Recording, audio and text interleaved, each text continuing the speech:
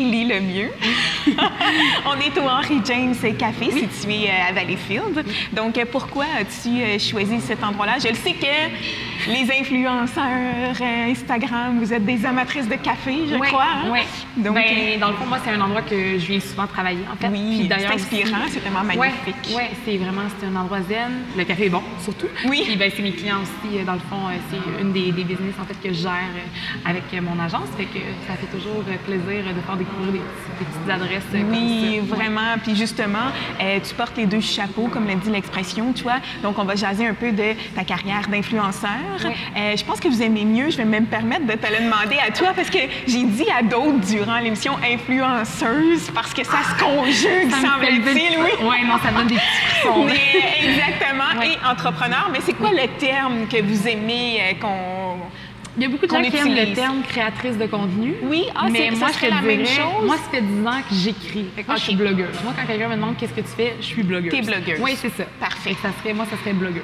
Donc, bon, on repart ça. Donc, Amy, toi, la blogueuse et l'entrepreneur. Oui. On va jaser de toi et de ton beau parcours aujourd'hui. On va te faire connaître. Tu es déjà très connue. 40 000 abonnés qui te suivent sur ta page Instagram avec des photos magnifiques, authentiques. Donc, on va partir tout ça avec un cheers de café, parce que faut goûter au Henry James Café avant de commencer notre entrevue avec notre beau cœur magnifique. La première gorgée, c'est la meilleure. Hein? Vraiment, vraiment. Donc, comment t'es arrivée dans le monde du web? En fait, parle-moi un petit peu de ton parcours avant. Okay. Parce que moi, j'ai entendu dire par des gens que tu avais que tu étais une personne inspirante, que tu avais un beau parcours inspirant. Qu'est-ce que tu as à dire à propos de ça? C'est vraiment un parcours atypique, je pense. C'est rendu, je pense que quand j'ai commencé, il faut dire que ça fait 10 ans que j'ai commencé. Fait que c'est sûr que moi, comme j'étais sur Internet avant même qu'Instagram existe. Oui. Dans le sens que j'avais eu toutes les plateformes de blog possibles dans le temps, les Skyrock, les Pixo, les pires plateformes qui existaient quand on était jeune et qu'on avait 16 ans. Tellement, je me rappelle. Oui, fait que dans le fond, ça a commencé. Moi, mon parcours a vraiment été très, très drôle parce que dans le fond, moi, de où ça a parti, je me suis ramassée ici au Collège de Valleyfield en art plastique. Oui. Fait que moi, je suis en art, je fais mes trucs et à un moment donné, ça fonctionne pas l'école. Je me fais mettre dehors du Collège de Valleyfield. Parce que. Non. Ouais, non, c'est ça, j'ai rien fait de rebelle, mais je me suis juste, en fait, j'avais énormément de social. Fait que, mettons, je préférais aller comme à des événements, faire tout ce qui était comme le PR, mettons, tu sais, faire des trucs sociaux, tout ça. Puis, les résultats scolaires n'étaient pas là. Fait que dans le fond, moi, je me suis fait mettre dehors suite à des échecs multipliés. Au niveau des notes. Au niveau du collège, oui, exactement. Ici, ça passait pas avec mes notes. Puis, pour ne pas dire la vérité à mes parents, en fait, j'ai juste amené ça comme un revirement de situation, de dire à mes parents, je pense que finalement, tu sais, l'art plastique, c'est peut-être pas quelque chose où je me vois performer, où je me vois finir, en fait, ces études-là. J'aimerais ça me diriger vers le maquillage artistique. Mode beauté. Fait que moi, j'avais amené ça à mes parents, puis ma mère, à l'époque, était super, elle était motivée. À chaque fois que je maquillais, elle était comme, mon Dieu, c'est tellement beau ce que tu fais, tu maquilles tout le temps tes amies de filles, c'est beau, t'es bonne, tu devrais comme te lancer vers ça. Tu sais, dans le temps, j'étais jeune, j'avais comme 17-18 ans, j'essayais d'appliquer, exemple, dans des pharmacies pour être cosméticienne, ça marchait pas parce qu'il fallait, tu sais, un certain background, en fait, pour ça. Puis, c'est ça que moi, j'ai juste amené à mes parents en leur disant, j'ai goût de peut-être me lancer vers ça, le maquillage professionnel. Fait que mes parents n'ont pas vraiment questionné, parce que j'ai eu toujours le support de mes parents, ils n'ont même pas questionné le pourquoi du comment. Génial. Ils m'ont dit, parfait, ben tu veux t'inscrire où? Qu'est-ce que tu veux faire? Puis moi, dans le fond, je savais que j'étais barrée de tous les collèges du Québec au public pendant un an. C'est comme ça que ça fonctionne. Ah oui? Quand tu te fais mettre dehors d'un institut scolaire. Oui. Fait que j'étais barrée au public partout. Puis donc moi, là, tu avais une année sabbatique devant toi. Littéralement. Wow. Puis moi, je me suis retournée de bord. J'ai dit à mon père, mais j'ai dit, collège privé, Interdec La Salle à Montréal offre le cours que je veux, privé. Fait que j'étais comme, OK, je peux m'inscrire. Fait que mon père m'a dit, parfait, ben, c'est ça, l'université, en fait, tu choisis. Et comme moi, je t'appuie là-dedans. Fait que je me suis dirigée vers maquillage cosmétique, tout ça, là, vraiment maquillage professionnel, en fait. Puis je suis devenue cosméticienne. Et là, la vente. Et là, rencontrer les gens. Et là, avoir les produits à portée de main. Peut-être écrire. OK. Fait que là, je me suis mis à tout simplement ouvrir une page Facebook qui s'appelait Classy Lipstick à l'époque. Puis j'ai commencé à faire des reviews beauté là-dessus. Donc, tu donnais des trucs maquillage, tu essayais des pots de crème, tu donnais des conseils. Oui. Puis, tu sais, moi, j'étais à même dedans. Fait que j'étais à l'école là-dedans. J'étais cosméticienne. Fait que moi, tous les nouveaux arrivages, s'il y avait un nouveau blush à essayer, je l'avais déjà dans le visage. Fait que là, je disais aux gens quoi faire. Ouais, c'est ça.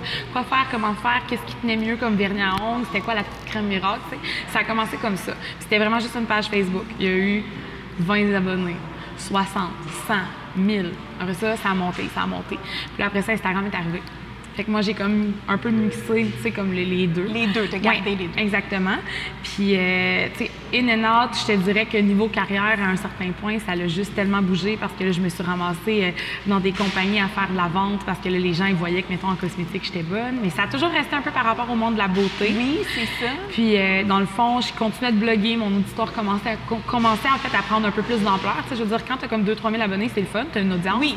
Mais quand tu rentres comme dans le 8, 9, 10, là, on dirait que c'est comme, tu sais, t'as quelque chose d'un peu plus concret devant toi. Oui, exactement. Ouais. Oui, veux pas, ça change un peu. Il me semble que tu dois penser autrement parce que tu sais qu'il y a plus de monde qui sont là. Oui. Donc, ça t'a-tu mis une certaine pression ou ça allait bien puis tu continuais tout simplement à faire... Ça me donnait genre du power. On dirait oui, que j'étais genre, oh mon Dieu, il y a comme des gens qui m'écoutent. Tu sais, c'était plus comme ça.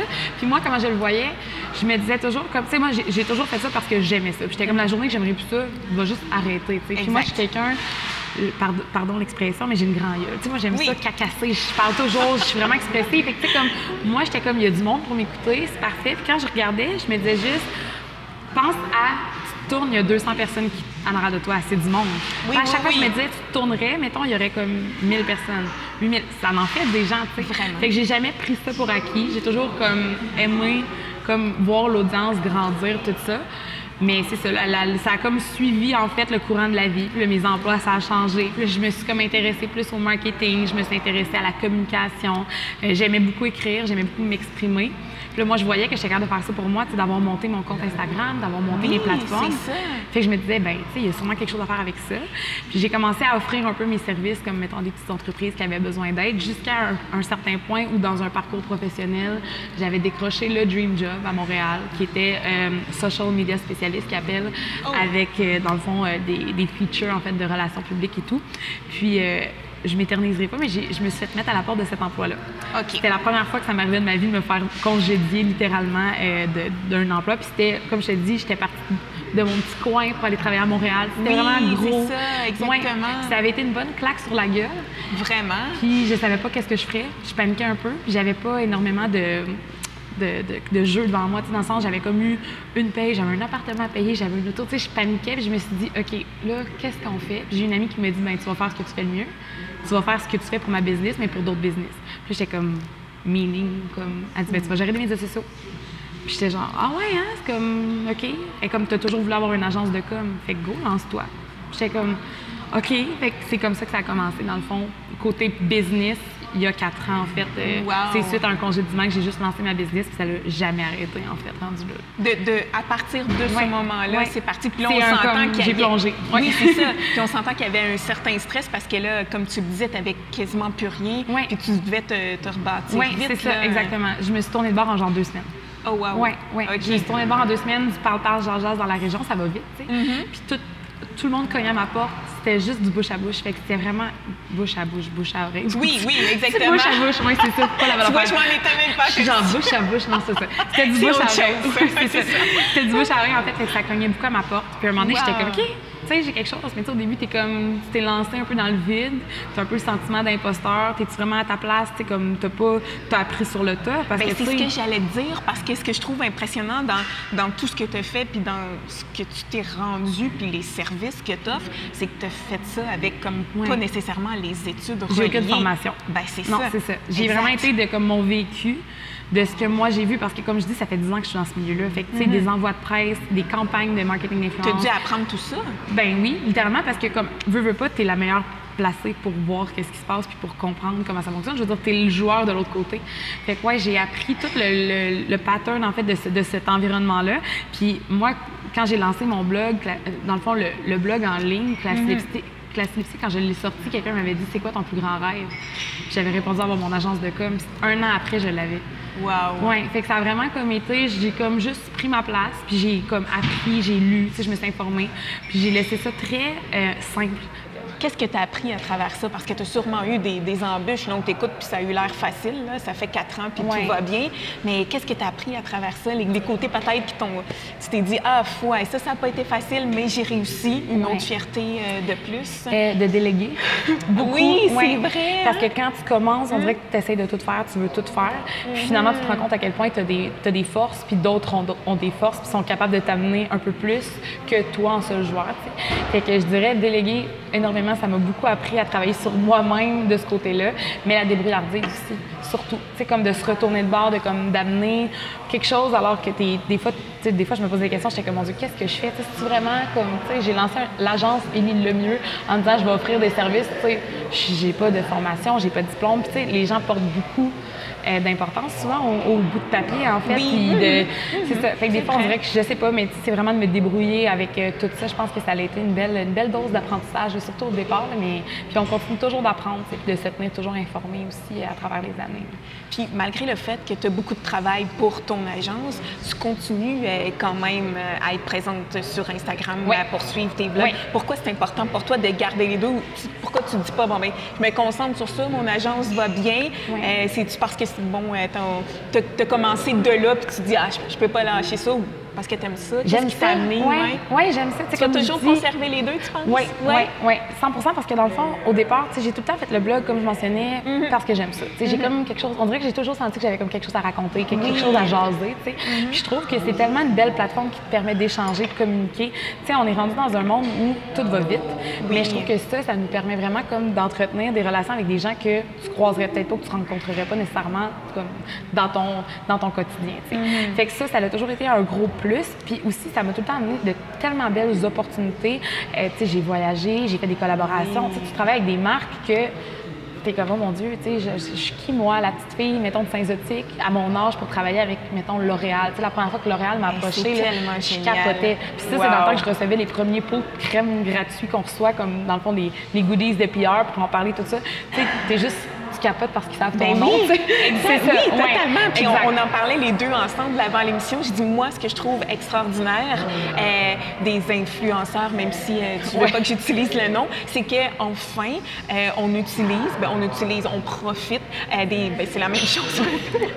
Je cherche un synonyme qui veut exactement dire la même chose, c'est qu'on fait connaître les gens de chez nous. Donc, moi, je trouve ça le fun qu'on prenne quelqu'un qui a une certaine visibilité, une notoriété dans notre région pour faire connaître nos produits. Donc ça, c'est génial parce qu'on n'a plus besoin d'utiliser les artistes, les chanteurs, les gros noms pour faire connaître telle ou telle chose. Donc moi, j'adore cette approche-là. Non, vraiment. Mais tu sais, définitivement, moi, j'aime cet aspect-là. Comme je t'ai dit, jaser, communiquer, tout ça. Fait que pour moi, c'est le fun, mais la journée que je prendrai plus de plaisir à le faire, je vais peut-être arrêter. Je m'en tirerai pas parce que puis Internet, c'est devenu lourd comparativement à ce que c'était il y a comme 10 ans. Exactement. Tu as plus de restrictions. Peut-être parce que c'est devenu gros aussi. Trouves-tu que c'est devenu peut-être trop gros et ça vous met plus de pression? Non, je pense pas. Je pense juste que les gens s'en permettent beaucoup plus. C'est ça qui est difficile. Au niveau des commentaires, etc. Oui, je suis vraiment chanceuse. Honnêtement, j'ai jamais vécu comme de trucs extrêmement négatifs sur les médias sociaux, tout ça. Mais c'est juste, c'est brûlant, c'est drainant. Tu dois faire plus attention, j'imagine. C'est rendu, on dirait qu'il faut que tu penses à tout ce que tu dis, tout ce que tu fais. T'es sous la loupe. C'est correct parce qu'on décide de s'exposer. Ça, c'est d'emblée. On le sait tout. Je le sais que vous en êtes conscient. C'est ça, exactement. Mais c'est juste que c'est rendu que les gens ils prennent plaisir à te donner leur opinion sur absolument tout. Tu sais, la façon dont tu vas, exemple, moi j'ai pas d'enfant, mais la façon dont quelqu'un va élever leur enfant, jusqu'à comment tu vas arroser ta plante, tu sais, à un moment donné, c'est comme... non, c'est ça. Mais exactement. C'est vraiment, ça a vraiment plus de positif que de négatif selon moi, mais comme je te dis, la journée que je vais être tannée, ça va partir. Mais je trouve que les deux, ensemble, l'agence, ça, c'est la plus belle façon de rester connecté, dans le fond. Puis les deux vont bien ensemble aussi, tu sais. Puis, dans le fond, d'un autre sens aussi, le blog est devenu payant. C'est-à-dire que moi, c'est une belle source. Je veux dire, c'est quand même une belle source. Quand tu as une belle audience, que ton audience est engagée, c'est une belle source de revenus aussi. Tu sais, moi, au départ, ça fait 4 ans peut-être que j'ai commencé à vivre de ce blog-là, mais ça fait 10 ans que je travaille dessus, tu sais. Fait que là, de voir comme les résultats rentrer, puis là, ça te fait, tu sais, je veux dire...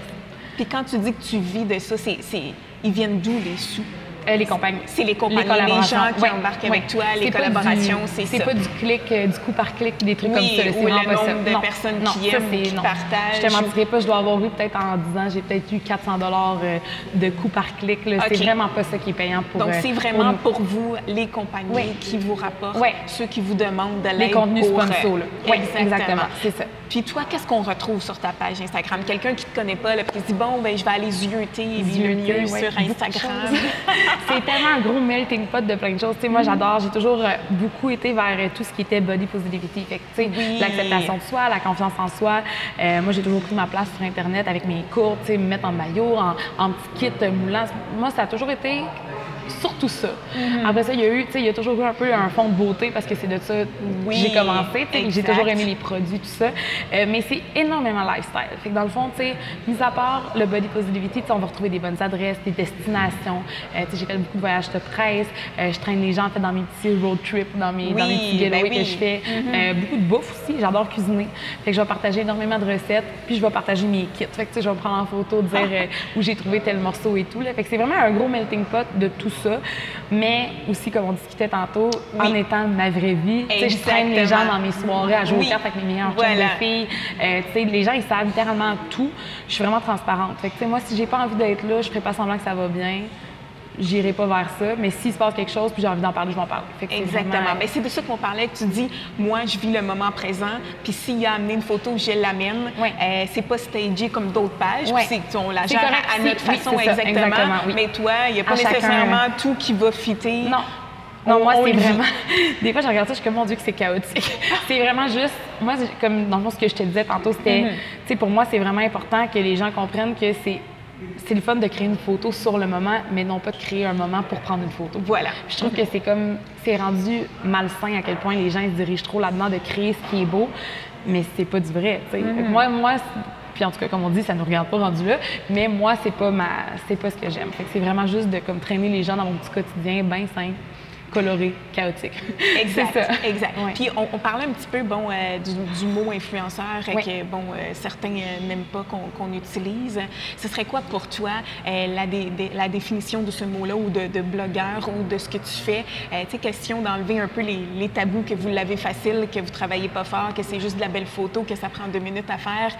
C'est quoi ton quotidien, le réel de tout ça?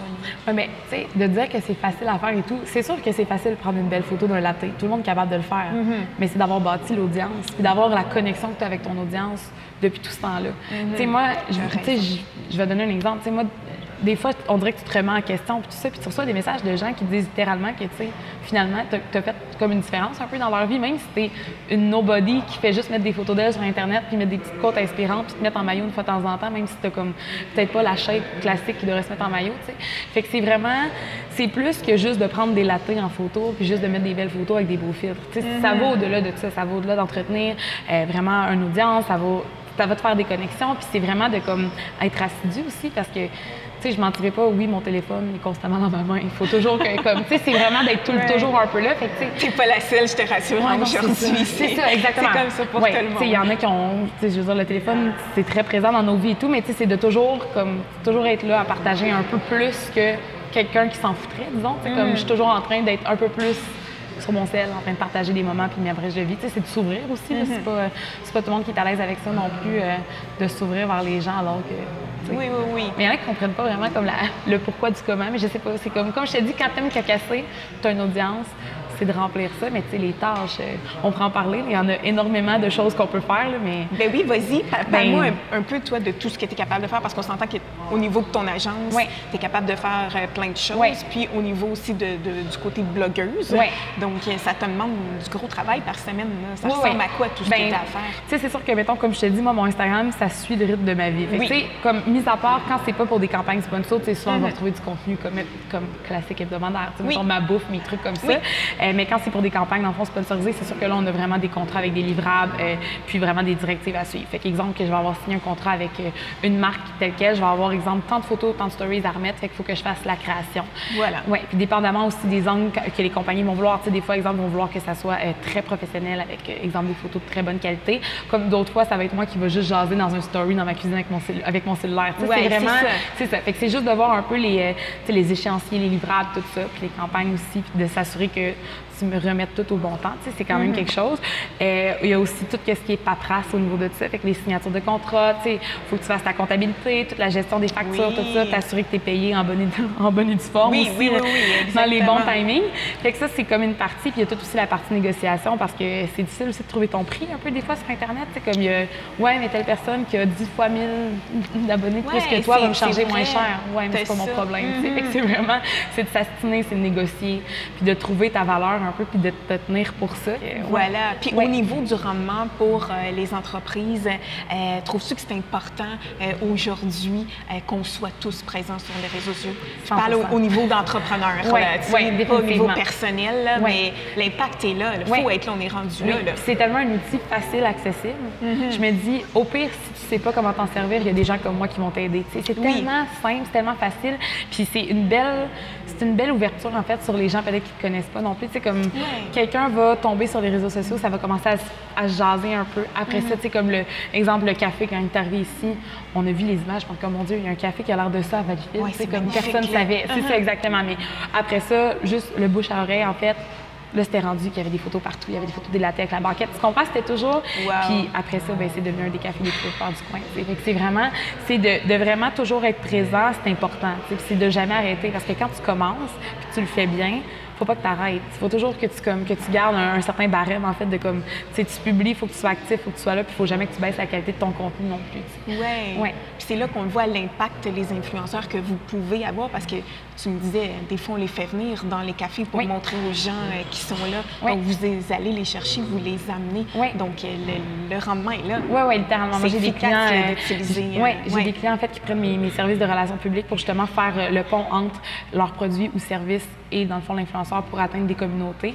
C'est sûr que c'est des coûts, mais quand tu repenses, moi, je dis toujours ça à mes clients, quand tu repenses à combien ça coûte avoir une demi-page dans un journal, qui est tellement éphémère, qui est là pour une semaine, puis après tu verras peut-être pas. C'est des gros coûts quand même, on parle de comme 500-600 tout ça, versus, mettons, des fois, tu peux dealer avec un influenceur, ta publication va rester là pendant 1 an, puis les gens vont voir, puis ça va avoir un gros coup d'essor directement dans les téléphones de tout le monde. C'est tellement plus simple. Ouais, c'est vraiment un beau médium, je trouve, pour les entreprises, vraiment de comme faire affaire avec ça, puis les résultats sont là. Tu sais, moindrement, on va faire une campagne de marketing d'influence, en fait. Le mois d'après, mon client va me sortir ses résultats de vente, puis tu vois simplement des chiffres qui montent. C'est hallucinant. C'est ça qui est comme vraiment, ça te donne aussi de la drive. Parce qu'on voit des résultats comparativement peut-être à d'autres publicités. Tu ne sais pas l'impact que ça va avoir eu, combien de personnes vont l'avoir vu. Donc, avec le web, ça donne cette possibilité. Définitivement. Avant de terminer, c'est beaucoup Instagram, c'est beaucoup beau, léché, tout est parfait, etc. Et t'amènes, toi, cette belle idée d'acceptation de soi et tout. Est-ce que, à travers tout ce qui se passe, c'est difficile des fois de se dire, bon, ben, tu sais, moi, je publie cette photo-là, c'est correct, je veux dégager tel message pour les jeunes qui sont beaucoup là-dessus puis qui croient qu'on doit être parfaite puis que la vie est parfaite, hein? Parce que tu regardes des pages Instagram, tout le monde a l'air heureux. Tout le monde a l'air heureux. Oui, exactement. C'est quoi le message que tu as lancé qui est important de garder en tête pour tous ceux qui entrent dans cet univers de monde magnifique léché-là? Mais moi, j'ai toujours dit, puis c'est drôle parce que j'avais lancé un projet au cours de la dernière année, ça s'appelait Tel Quel. C'était comme d'inviter les gens à être comme ça. Wow. Mais pas, tu sais... Via les réseaux? Oui, c'était via les réseaux. On avait lancé une collection chandail, tout ça. C'était pas un projet qui a eu énormément d'engouement parce qu'en tout cas, c'est tombé à un mauvais point, mauvais timing. Je revenais de voyage, séparation. Ça a quand même fait ça, puis ça a craché. Mais le message était quand même... Le message qui était présenté était vraiment bien à retenir, en fait. C'était que je trouvais que dans un monde aujourd'hui où est-ce que tout le monde a envie d'être parfait, que tout le monde a envie... Tu sais, les gens se comparent énormément. Je trouve que c'est ça, la consommation, surtout Instagram. Tu sais, les gens vont consommer ça, puis ils vont vouloir donc bien se comparer, être comme telle personne.